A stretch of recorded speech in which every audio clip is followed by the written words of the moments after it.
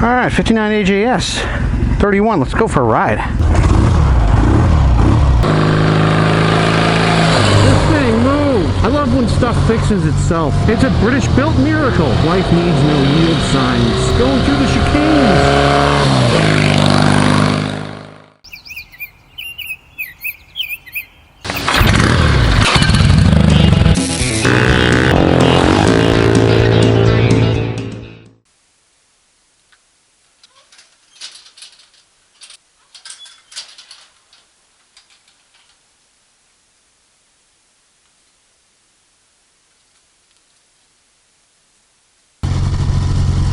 Good afternoon, ladies and gentlemen. Eric here with Nasty Rider, out for another glorious ride on the 59 AJS 31. It's a beautiful day. What are we talking about today? She's a 1959 AJS Model 31, also known by the moniker the Hurricane.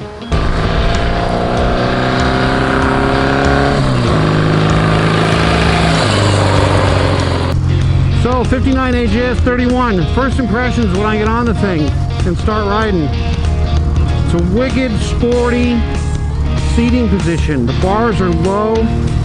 In order to place your feet where I want them on the shifter and brake, you got to sit up front of the seat so you feel kind of compact. But when I get a roadside shot of the bike, I'll show you what I mean. I feel like I'm like in attack mode. Attack position.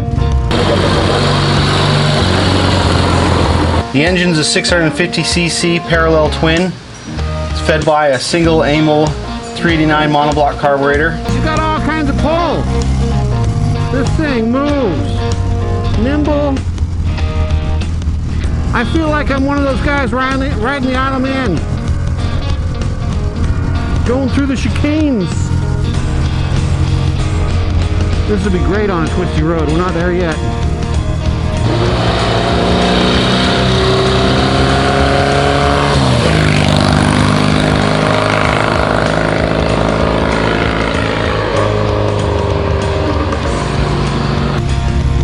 The engine is perfect for this size motorcycle, for the weight. Really good power to weight ratio. Because no matter the engine size, it's really power to weight ratio that matters in the end. That's what counts for the feel of the torque and acceleration.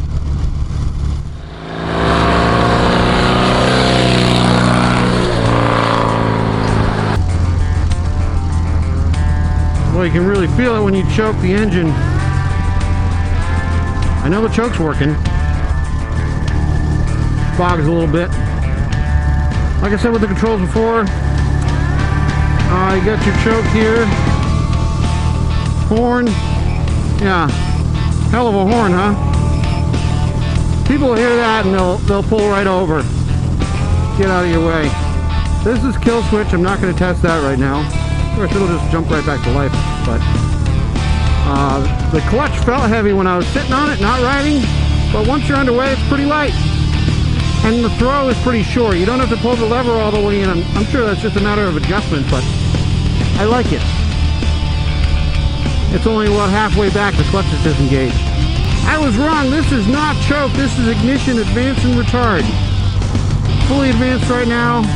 That's why pull it back, it bogs a little because it makes the engine retarded. The brakes are good for drum brakes. They're definitely not anti-lock brakes, but they're not quite anti-stop brakes. They're somewhere in between. They work. They're the kind of brakes where you want to be very vigilant and plan your escape route if possible. You got your brake lever adjust right there if you want to tighten or loosen the rear brake control. Rear brake light switch right here. This thing wants to accelerate through a turn. It feels a little unstable if you're not on the throttle in a turn. I don't know if that's bar position or the steering head bearings are a little loose. They feel a little, I mean, not bad. Very free. Who knows what the preload's supposed to be set with these old bikes. The more I ride this thing, the more I love it. It's so nimble. quick. The seating position so sporty. I just feel like I want to get on a track, you know what I'm saying? These were the next version after what they called the jam pot, the old jam pot shocks of the 50s. This is the next iteration. These are a little better, not a whole lot better as far as suspension is concerned. The suspension is what I thought it would be for the age. It feels a lot like the Matchless G12, but it's pretty much the same bike, just different bars. A few things are different. A couple of common differences between the AJS and Matchless models of the time is the AJS ran a Lucas alternator that mounted right here versus the stator setup inside the primary cover on the left side. Also, the AJS had 2-into-1 pipes or Siamese pipes. The two pipes would run down and connect into one and just run down to a single muffler on the right side versus having twin pipes. And the speedometer came back to life.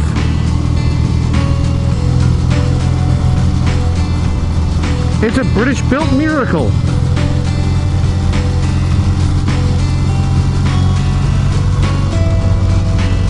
I love when stuff fixes itself.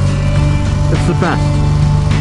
Oh, that looks like a fantastic jump, but save it for another day. Plus, it's not my bike. Ignition's powered by your Lucas K2F Magneto.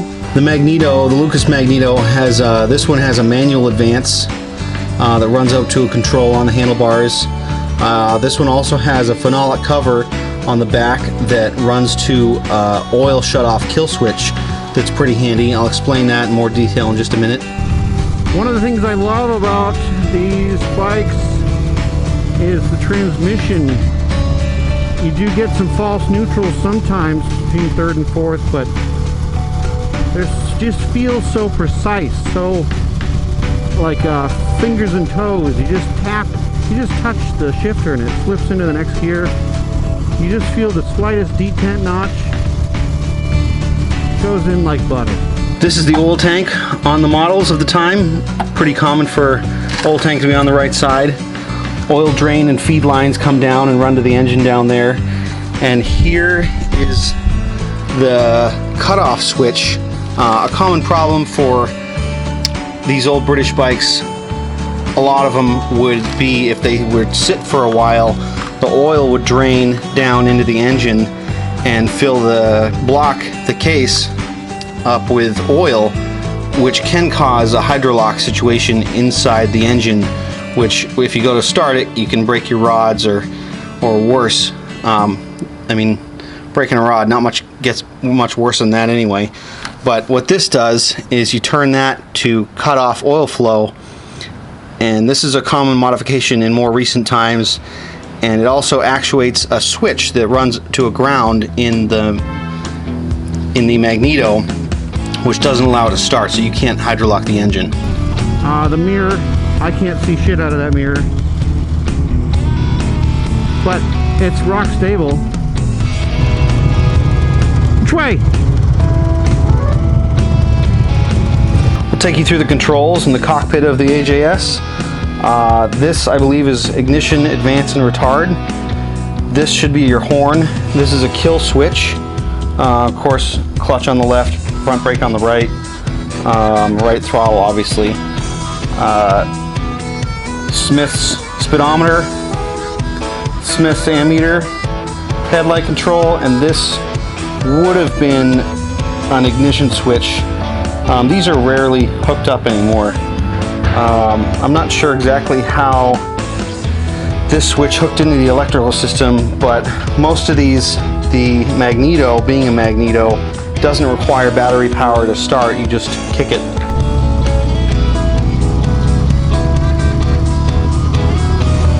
Get me out of this traffic.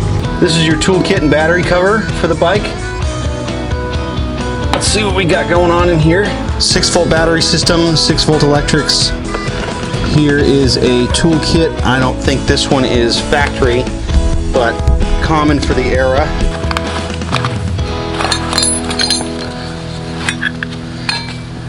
In the toolkit, some random spanners,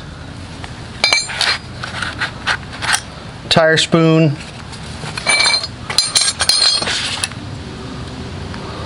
old style screwdriver, pliers,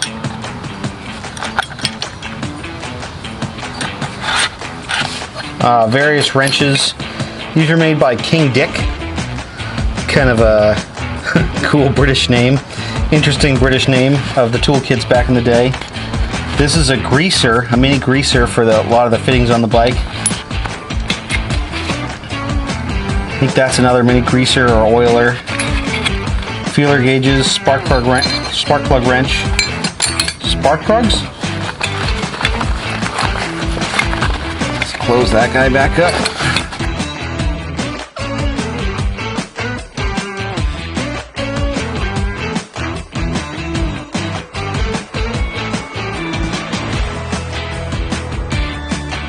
This is where your oil filter screen is. These don't have an actual oil filter, just a catch screen like a lot of the modern bikes. A lot of modern bikes have an oil catch screen in the bottom somewhere, and also a real cartridge filter with the paper element in there.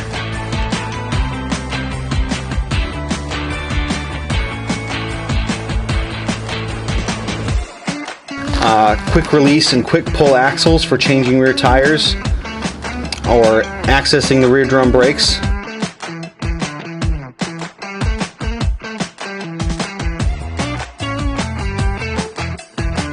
This model is missing the air pump that would have come factory. These little pegs would hold your factory air pump in place. This hole is for a sidecar mount.